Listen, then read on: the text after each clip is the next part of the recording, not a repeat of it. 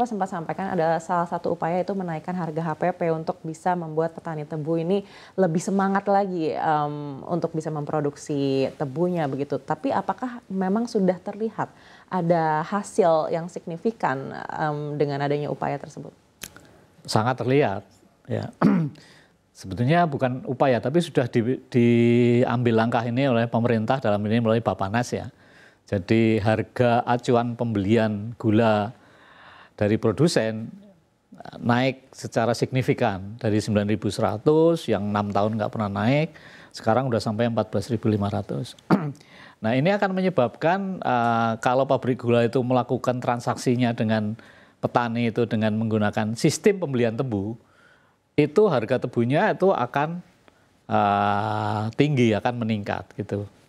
Itu yang terjadi dengan penetapan harga acuan pembelian seperti itu lebih tinggi dari HPP yang disurvei oleh Direktur Jenderal Perkebunan. Jadi Direktur Jenderal Perkebunan kan setiap tahun melakukan survei kepada petani tebu. Berapa sih biaya pokok produksinya yang menguntungkan bagi petani gitu. Nah, harga tebu yang misalnya terus kemudian Ditjen pun menetapkan HPP 600.000 per ton gitu ya. Itu sekarang realisasi harga tebunya itu sudah jauh di atas itu, mungkin sampai 900.000 gitu. Jadi itu dari sisi itu kan petani otomatis sangat antusias untuk menanam tebu. Dan itu sebetulnya dipicu oleh kekurangan overall ya, pabrik gula mengalami kekurangan bahan baku sebetulnya. Yang tadi saya bilang utility-nya itu 74%, itu berarti intinya kan masih bisa disuplai dengan bahan baku kalau ada gitu ya, ditambah bahan baku untuk digiling gitu.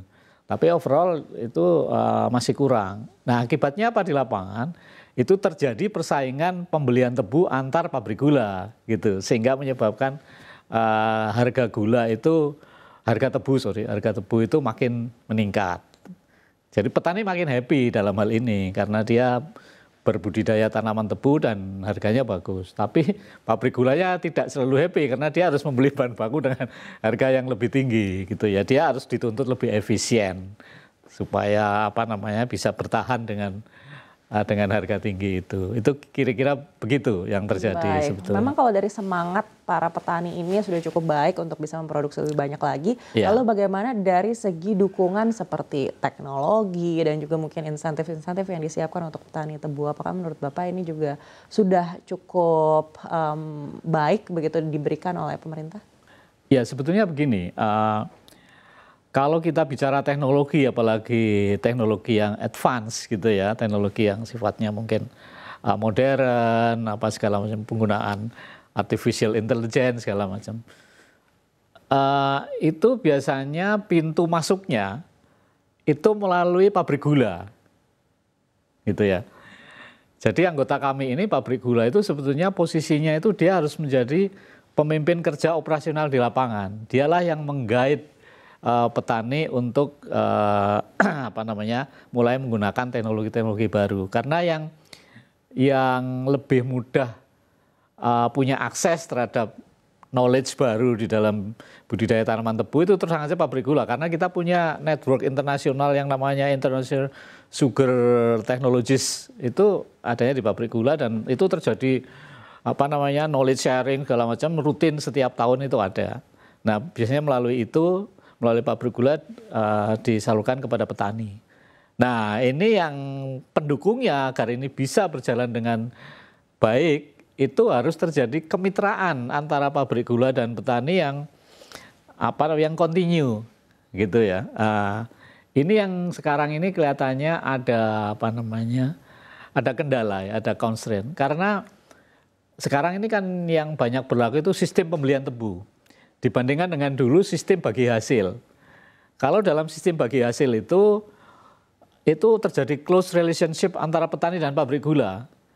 Karena petani menggiling ke pabrik gula, berapa hasilnya kita bagi. Sekarang ini beli putus seolah-olah, udah setor berapa tebunya kita bayar gitu. Sehingga hubungan yang lazim kita sebut dengan kemitraan ini jadinya mengendor gitu dengan adanya hubungan yang sifatnya sangat transaksional gitu.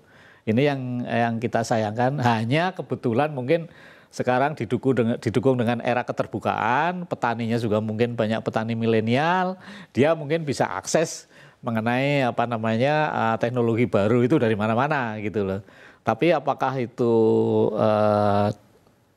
dilaksanakan apa enggak, ya itu tergantung kepada kemampuan masing-masing petani. Baik, artinya sebenarnya Agi sudah melihat ada kemajuan teknologi di antara para petani tebu saat ini. Iya, otomatis lah. Artinya dengan adanya dengan adanya keterbukaan informasi sekarang internet segala macam sudah bisa diakses sampai ke desa-desa gitu ya. Otomatis kalau ada ilmu-ilmu baru pasti cepat itu diadop gitu ya. Tetapi kan kita tahu bahwa petani kan pasti punya kendala-kendala ya, punya constraint ya. Apalagi kalau misalnya teknologinya itu high cost gitu ya kan. Ya mohon maaf ini perlu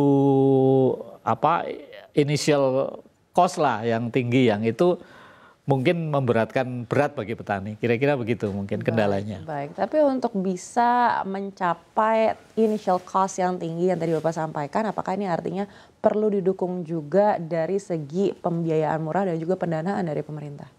Iya, iya otomatis. Tapi dan itu caranya itu seperti saya katakan tadi, kembalikan lagi kemitraan antara petani dan pabrik gula. Jadi sistem transaksional ini yang mengurangi kedekatan hubungan antara pabrik gula dengan petani. Kalau itu bisa dikembalikan lagi ke dalam sistem bagi hasil kemitraan gitu ya. Ya transaksional pun biasanya di luar juga bilang ini juga kemitraan gitu. Tapi sebetulnya kenyataannya kita ketemunya hanya pada waktu penebangan, pada waktu tebunya digiling gitu. Pokoknya kita tahu Anda punya tebu, saya beli. Tapi kalau kemitraan yang benar, sejak petani mau menanam, ya membuka lahan, menanam bibit segala macam, itu sudah terjadi kontak hubungan dengan pabrik gula.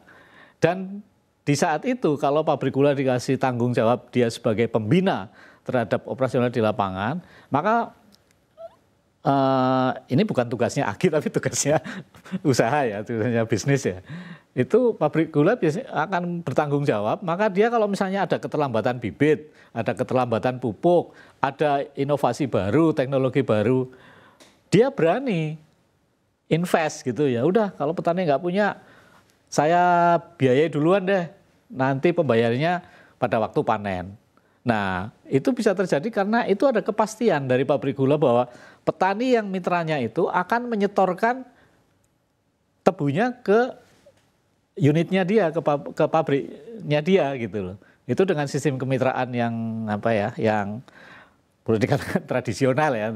Tetapi dengan sistem pembelian tebu putus itu sejak awal tidak terjadi seperti itu.